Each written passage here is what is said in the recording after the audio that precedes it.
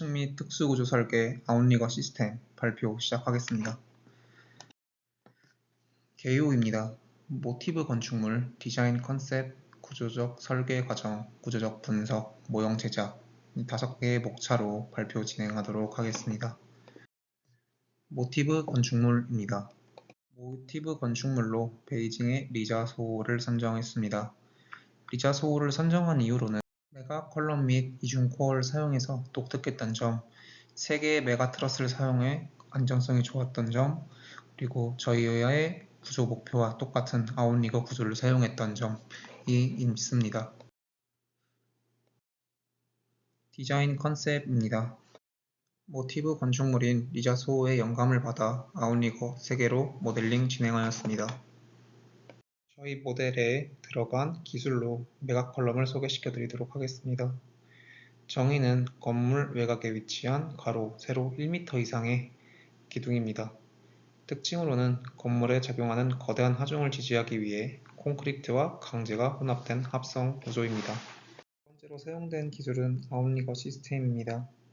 정의는 코어의 외주부 기둥을 연결한 부재로 일반적으로 한두 개 층 높이에 설치된 캔틸레버 형태의 벽보 혹은 트러스보입니다.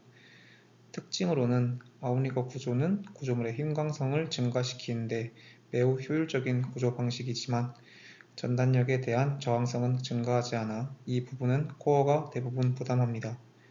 장점으로는 크기가 크고 높이가 높은 초고층 건물의 구조적 안정성을 위해 만들어진 부재입니다. 단점은 시공성이 너무 복잡하여 공사 시간에 증대를 가져올 소지가 있으며 기동 축소 현상에 대한 보정이 필요합니다. 세 번째로 사용된 기술은 코어월입니다. 정의는 크기가 크고 높이가 높은 초고층 건물의 구조적 안정성을 위해 만들어진 벽 부재입니다. 특징으로는 압축에 의한 자굴에 취약한 기둥을 보완, 외부는 철골, 하부와 내부는 철근 콘크리트로 구성된 내부 충진 철골 구조입니다.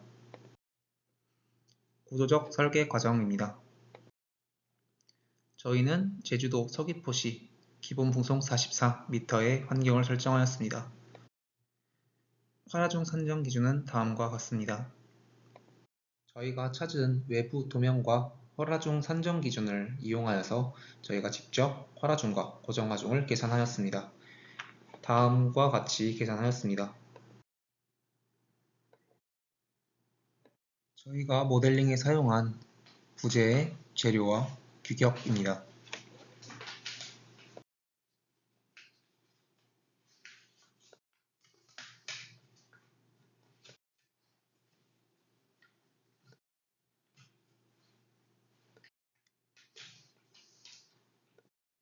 저희가 모델링에 사용한 지진하중은 다음과 같은 규정을 통해서 산정되었습니다. 저희가 선정한 제주도 같은 경우는 지역계수 S를 0.14를 사용하고 제주도는 현무암질 지반을 가지고 있기 때문에 사이트 클래스엔 S2를 사용하였습니다. 저희 모델링의 주기 산정 계산 과정입니다. KDS 2019에 나온 주기 1초의 설계 스펙트럼 가속도 및 주기 상황 개수를 마이다스 프로그램을 이용해서 도출해내었습니다.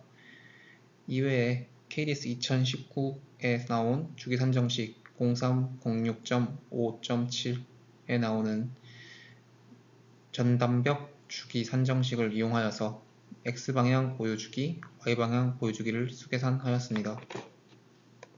KDS 2019의 반응 수정 개수 규정입니다. 저희는 합성 보통 전담벽 구조를 사용하였기 때문에 반응 수정 개수 6을 사용하였습니다. 중요도 개수입니다. 저희 건물 모델의 용도는 주거 용도이기 때문에 중요도 1에 속하고 중요도 개수 1.2를 산정합니다. 이외에도 주기와 반응 수정 개수를 기입하였습니다. 풍화중 산정 과정입니다. 저희가 설계를 진행할 제주도 서귀포시 같은 경우는 중층 건물이 산지에 있는 지역이므로 지표면 조도를 카테고리 B로 산정하였습니다. 저희는 모델의 아웃리거 개수를 1개, 2개, 3개를 비교하여 최적의 결과값을 갖는 모델을 찾고자 하였습니다. 저희는 수계산 주기 7.7초를 비교하여서 아웃리거 개수를 선정해 보았습니다. 선정 결과 아웃리거 1개와 아웃리거 2개의 계획이 조금 더 적정 설계된 모델링이었습니다. 초고층 설계 시 가장 중요 고려사항인 변이를 비교해 보았습니다. 경제성을 위해 450분의 H를 기준으로 비교했을 때 아웃리거 2개가 제일 적절한 변이를 가져 저희는 아웃리거 2개를 저희의 최종 모델링으로 선정하였습니다. 저희는 아웃리거의 효과를 알아보기 위해서 아웃리거 1개, 2개, 3개의 오버터닝 모멘트를 분석해 보았습니다. 분석한 결과 아웃리거를 설치한 층에서 오버터닝 모멘트의 감소를 확인할 수 있었고 최대값 또한 감소를 확인할 수 있었습니다. 구조적 분석입니다. 첫 번째로 건물의 고유주기입니다.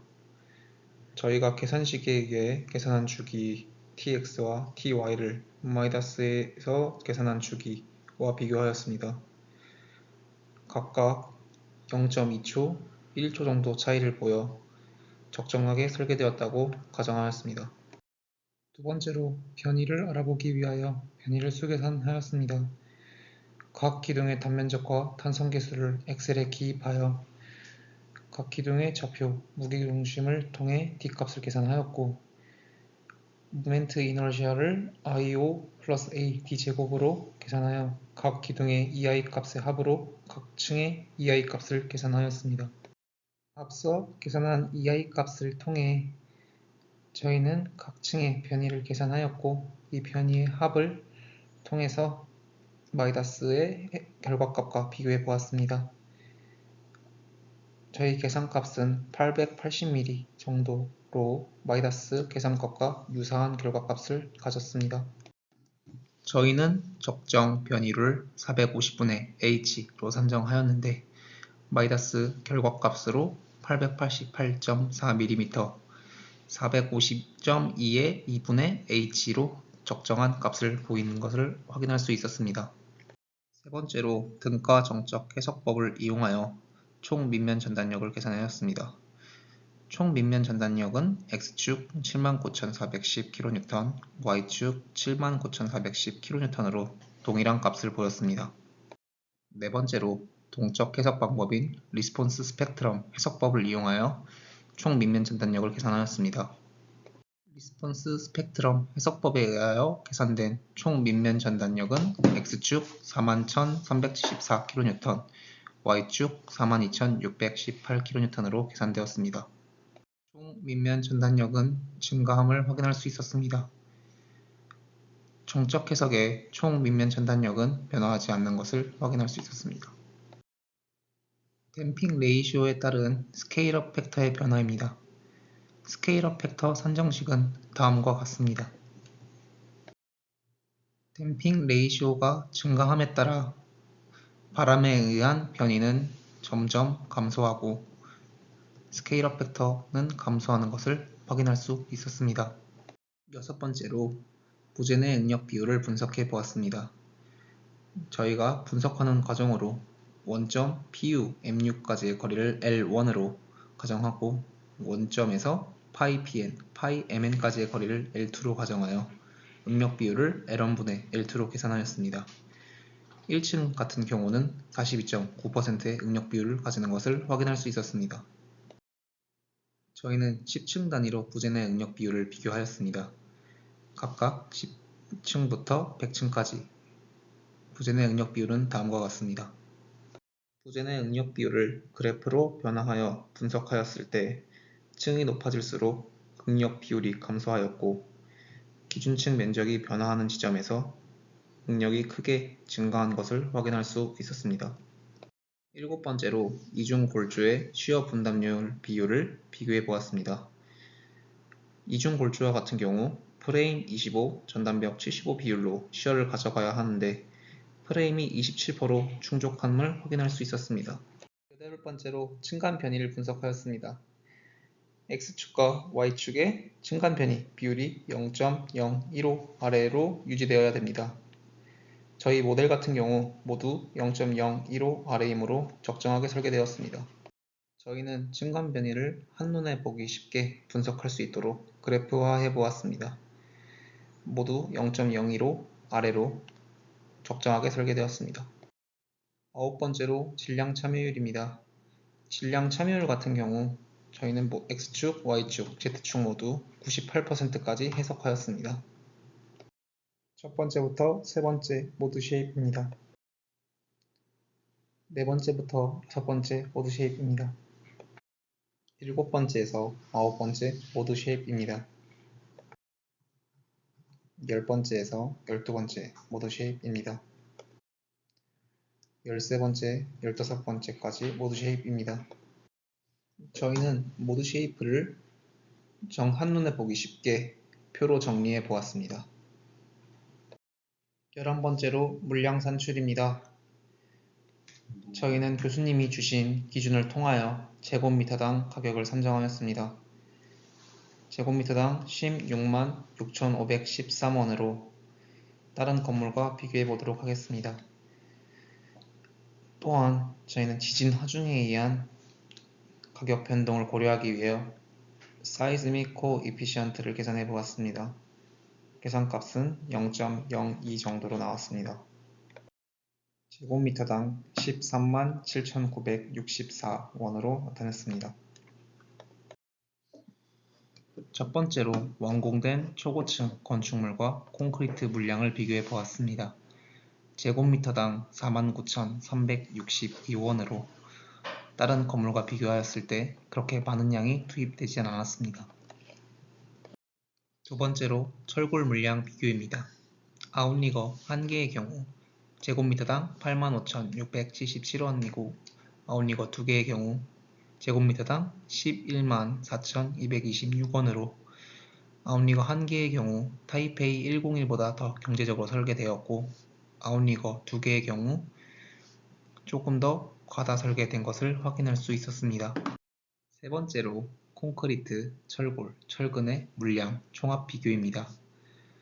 아웃리거 1개의 경우 제곱미터당 13만 7,964원, 아웃리거 2개는 2개의 경우 제곱미터당 16만 6,513원으로 비슷한 규모의 타이페이 101에 비해서 조금 과다 설계되어 것을 확인할 수 있었습니다. 다음으로 모형 제작 과정을 설명하도록 하겠습니다. 저희 조는 브레인스토밍 과정에서 최고층인 A동의 높이를 1m가량으로 설정하고 이에 따라 기존 건물 4개에서 5개 층을 모형 건물 1개의 층으로 표현하기로 하였습니다. 따라서 모형 건물의 스케일은 400대 1이 되며 기존 건물에서 32층과 33층 사이, 66층과 67층 사이에 있던 아웃리거는 모형에서 9층과 10층 사이, 16층과 17층 사이에 표현됩니다. 기존 건물의 치수에 스케일을 적용하여 변환하는 과정에서 부재 자체의 오차와 소수점이 발생하기 때문에 약 1층가량의 차이가 발생하는 점을 감안하였습니다. 또한 구조적 안정성을 높이기 위해 사용된 주된 부재인 아웃리거, 메가칼럼, 코어월 부재의 강조를 주안점으로 두었습니다. 특히 이번 설계에서 가장 중요한 아웃리거 부재의 경우 눈에 더욱 잘 띄게 하기 위해 색깔을 입히는 방안을 채택하였습니다. 다음으로 재료 선정입니다. 저희 조는 다양한 장점이 있는 아크릴의 특성이 초고층 모형을 제작하는 데 적합하다고 판단하여 주된 재료로 사용하기로 결정하였습니다. 이외에 부수적인 재료로는 글루건, 순간접착제, 조명, 댐핑 실험용 주사기가 있습니다. 저희가 아크릴 업체에 송부한 캐드 도면은 사진과 같습니다. 이후 수령한 부재들은 다음과 같습니다. 먼저 비기준층을 구성하는 아크릴 판은 두께 3mm에 각각 아크릴 기둥과 코어월이 들어갈 구멍이 뚫려 있으며 제작 도중 판이 부서지는 것을 감안하여 총 10개를 주문하였습니다. 다음으로 아웃리거는 구조적 안정성을 주기 위해 3개의 동을 하나로 묶어서 발주하였으며 아웃리거를 강조하기 위하여 빨간색으로 특수 제작하여 주문하였습니다.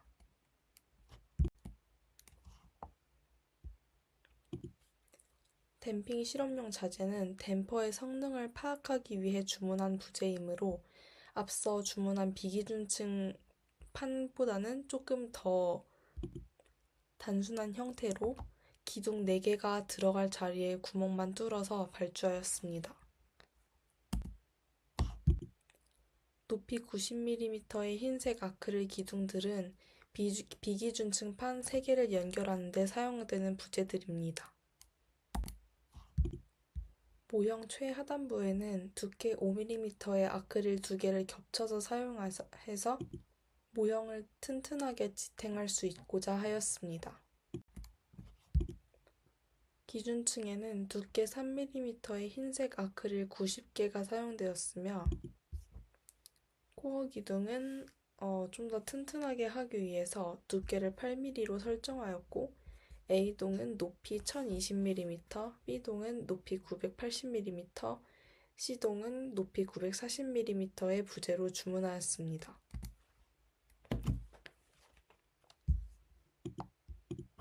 또한 기준층과 아웃리거 제작 시 층간 수평을 맞추고 간격을 일정하게 부착하기 위하여 가로 세로 37mm의 흰색 아크릴 기둥 3개를 주문하였습니다. 12개의 메가 칼럼은 나무와 같은 질감을 주며 적당한 강도를 가진 포맥스 부재를 사용하였습니다. 아웃리거 트러스의 경우 아웃리거를 먼저 조립한 뒤 트러스를 끼워 넣는 작업을 수행할 예정이었습니다. 때문에 규격에 맞춘 정밀한 제작을 하고자 팀원 소유의 3D 프린터를 사용하여 12개의 아웃리거 트러스를 제작하였습니다. 모형에서 비기준층은 총 3개입니다. 더욱 견고한 하단부를 제작하기 위해 아크릴 기둥과 코어 기둥을 사용하여 3개의 비기준층 판을 연결하였습니다. 4층부터 25층까지는 기준층을 쌓아 올렸습니다. 기준층 부착 시 앞서 설명드린 높이 37mm의 아크릴 기둥을 사용하여 수평 오차를 최소화하였습니다. 높이 1020mm의 A동에는 19개의 기준층 자재가 사용되었으며 980mm의 B동에는 18개의 자재가, 940mm의 C동에는 17개의 자재가 각각 사용되었습니다. 또한 기준층을 쌓아 올리는 과정에서 미리 계획한 층에는 아웃리거용 부재를 끼워 넣었습니다. 이때 빨간색 아크릴을 사용하여 타 부재와 차이를 주어서 눈에 더욱 잘 띄도록 하였습니다. 이후 완성된 아웃리거 층에 트러스를 끼워 넣고 글루건으로 단단히 부착하였습니다. 마지막으로 3mm 간격으로 재단한 12개의 포맥스를 각 동에 4개씩 통째로 붙여서 메가 칼럼을 표현하였습니다. 다음으로 건물에 설치하는 댐퍼의 성능을 확인하기 위한 댐핑 실험을 진행하였습니다. 저희가 채택한 댐퍼의 종류는 마찰 댐퍼입니다. 마찰 댐퍼는 마찰력을 이용하여 진동 에너지를 열 에너지로 변환하며 구조가 간단하고 설치와 유지 보수가 용이하다는 장점이 있습니다. 댐핑 실험에 필요한 준비물은 주사기, 실험용 아크릴 모형, 아크릴 가위, 송곳입니다. 먼저 주사기가 실험 모형에 잘 부착되도록 아크릴 가위를 이용하여 사선으로 잘라줍니다. 다음으로 댐퍼의 성능을 명확하게 확인하기 위해 송곳을 사용하여 8개의 구멍을 추가로 뚫어줍니다. 실험 결과는 동영상으로 보시겠습니다.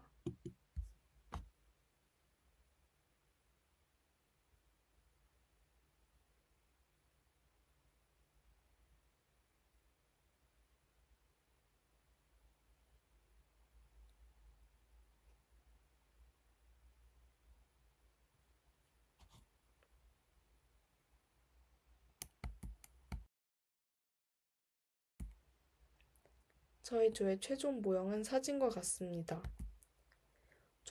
모형의 미관 향상을 위하여 기준층 최상단부터 아래쪽으로 조명을 감고 남은 조명을 한 군데로 모아서 비기준층 내부에 설치하였습니다. 어려웠던 점을 말씀드리도록 하겠습니다.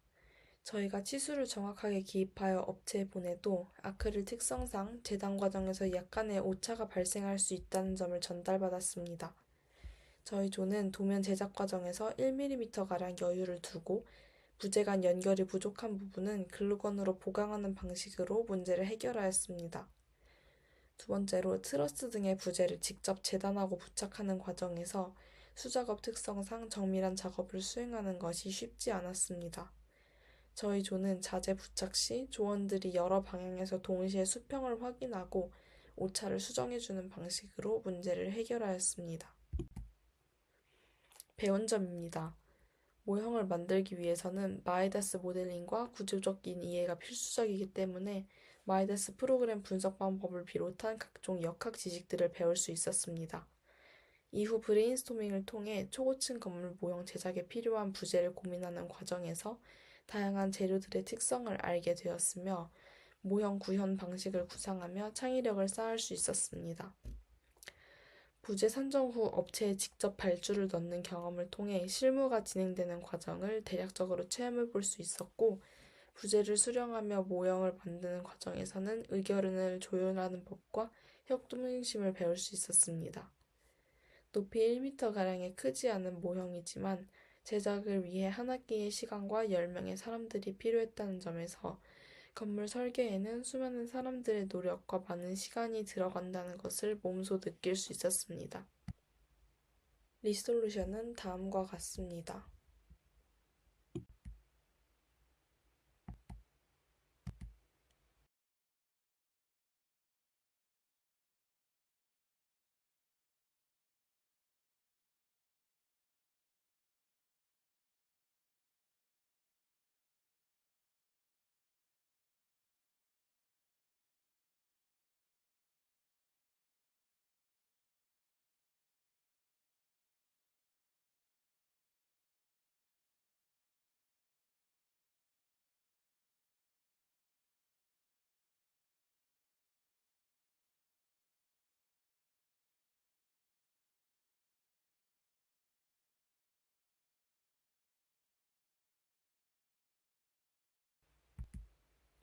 이상으로 발표를 마치겠습니다.